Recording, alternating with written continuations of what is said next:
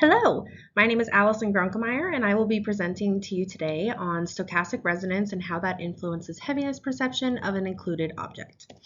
So to start, what is heaviness perception? So it is related to its inertial properties, and it is a form of perception that utilizes dynamic touch. So dynamic touch can be manifested through many kinds of exploratory activities, such as operating tools like a hammer, or an amputee manipulating a prosthetic device when walking.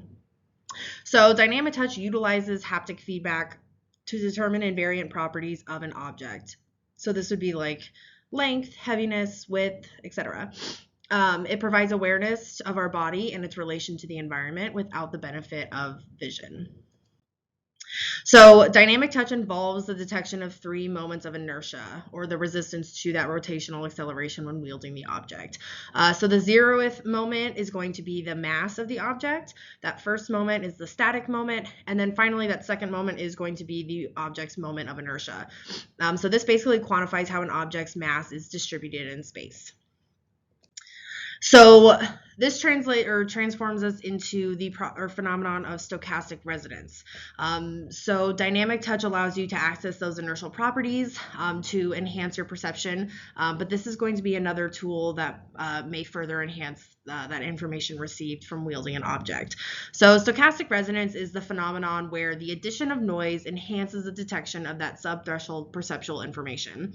So in these figures, it's going to be a very basic, general illustration of what stochastic resonance is. So here in the graph, we have our amplitude on the y-axis and the time on our x-axis, and that thick black line is going to be your signal or your underlying signal. In this case, it is just a sinusoidal wave. And then the color, or the a bit more jagged, lighter line is going to be the noise that is superimposed. On the left-hand figure, we have white noise, which has no correlation over time. And then on the right hand, we have pink noise, which has long-range correlations. And then that dashed black line is going to be our threshold for receiving perceptual information. So as you can see, with the superimposition of that noise signal to that underlying signal, we have breaches of threshold, as you can kind of see in that spike train above. So with that, that superimposition of noise enhances that perceptual information that's being received in regards to the inertial invariance associated with that object. So a couple studies that have been done dealing with both dynamic touch as well as stochastic, or as well as noise enhancement, is kind of something that we're going to dive into now. So for dynamic touch, these are a couple of studies that have dealt with perceived heaviness. So on the left, we have Waddell and colleagues performed a study in which their participants lifted 5 levels of mass via leg extension lifts. And as you can see, the perceived heaviness increased with an increase of mass. Then on the right-hand side, this was a study done by Streit and colleagues, and these subjects wielded an occluded object, to determine its perceived heaviness, with the rotational inertia and rotational gain being manipulated. And it was found that there were significant main effects of both the rotational inertia, so how far the mass was from the point of rotation, as well as the rotational gain. So basically the magnitude of your object's rotation, and how that influenced perceived heaviness. So these studies on noise enhancement, here on the left, we have a study done by Hoskins and colleagues, in which they had subjects with prior surgery experience perform a laparoscopic palpitation task. So there were 4 conditions, or 4 between subject groups. The first group being the control, and then the second group had vibrotactile feedback, in which the subjects could feel the vibration. The third group was stochastic resonance. in which that stimulation was not felt, so it was subthreshold. And then we had a final condition in which vibrotactile was introduced along with stochastic resonance.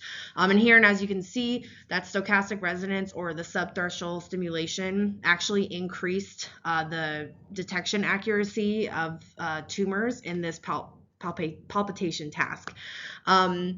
And then on the right here, we have another study done by Plata and colleagues in which these were subjects with diabetic neuropathy. And they were standing on a platform with vibrating insoles. And with that introduction of noise, you can actually see that all of their sway parameters were then decreased, which could have very promising applications going forward in the world of rehab. So with all of that in mind, what is the purpose of this study? It was to determine if the application of subthreshold vibration could improve heaviness perception when wielding an occluded object. So the study aimed to determine the relationship between added subthreshold stimulation and heaviness perception. So we first hypothesized that heaviness perception accuracy will increase for the trials utilizing subthreshold stimulation compared to the trials that do not. In addition, we hypothesized that heaviness perception accuracy will increase with pink noise stimulation as a function of mass versus white noise. For our experimental design, it was a 4x3 repeated measures design with the two factors being mass, which had 4 levels of differing masses, 0, 50, 100, and 150 grams. And then also the second factor being noise with 3 different levels, a pink noise condition, a white noise condition, and no noise condition.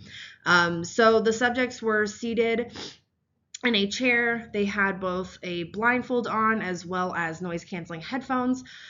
There were active markers, part of the phase-space system, on the objects that they were wielding, on the participant's wielding hand and their wielding forearm. A C2 haptic device or a tactor was introduced to the subject's upper arm to introduce that subthreshold stimulation, and that simulation was imposed with white noise, pink noise, and then a no noise condition. So for participants, we performed a power analysis that yielded the results of 7 subjects were needed to obtain 80% power with a type 1 error rate of 0.05. However, we recruited and collected on 10 subjects in the case of attrition. However, there was no attrition in our collections, so we performed an analysis on all 10 subjects. Participants could participate if they were above the age of 19 and they did not have a pathology that directly affected their musculoskeletal system, if they had any sensory motor deficits, or if they had any major surgery in the last 6 months to the upper extremities. So the overall protocol was that the subjects were seated, blindfolded, had the headphones on, and they were going to be handed a standard object. They were told that it was a standard object, and they were asked to wield the object about the point of rotation of the wrist with the intent of understanding its heaviness. Then once they were done, or they indicated that they were done wielding, we would present them with the conditional object, and they were asked to determine how many times heavier that second object was in relation to that standard object. So once they were done wielding that conditional object, we would remove the object and remove their blindfold, and they would mark on the scale physically how many times heavier the second object was in relation to that standard. So I say physically because they would physically mark on the scale first, and then they would verbalize a number to us.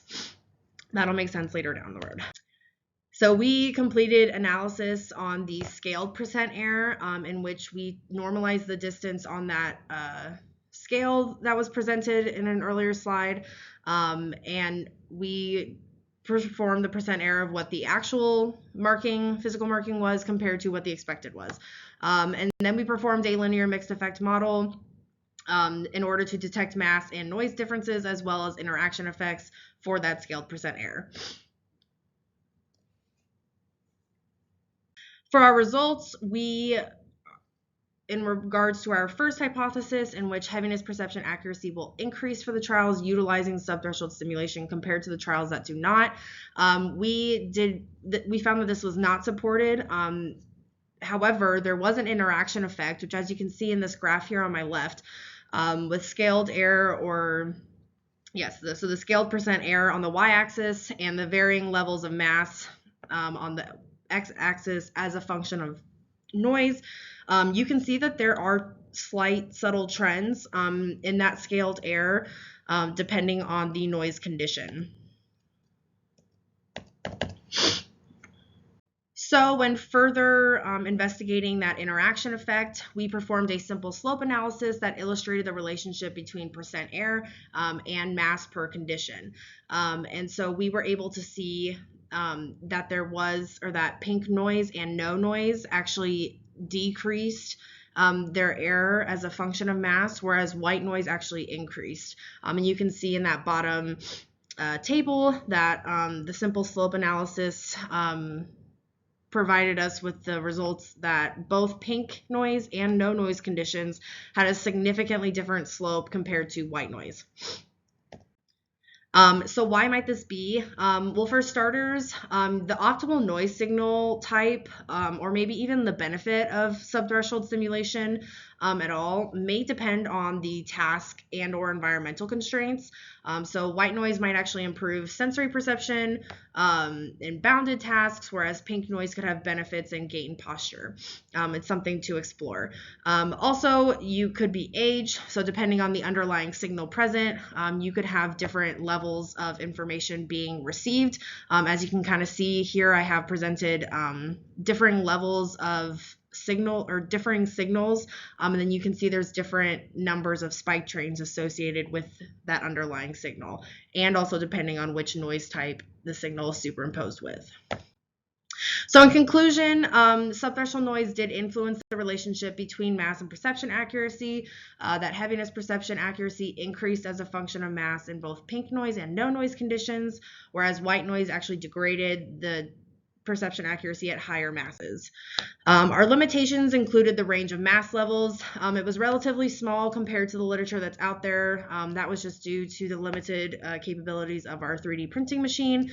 Also, we had a relatively small sample size that we could improve for future studies. So participants could actually have differing arm strengths when going in, making detection between the different masses difficult. We also did not partition by age, which could help us to better understand the effect of that already present underlying signal. So for future directions, we'd like to investigate the optimal noise type. We would also like to investigate the optimal stimulation location, and then apply this to clinical rehabilitation programs, allowing for better limb perception when in navigating the environment. I would like to thank my team that were able to help me. I would like to thank NASA for their wonderful support throughout this project, and then also the Office of Creative Research and Activity at the University of Nebraska, Omaha. If you have any questions, there is my email associated, and I would like to say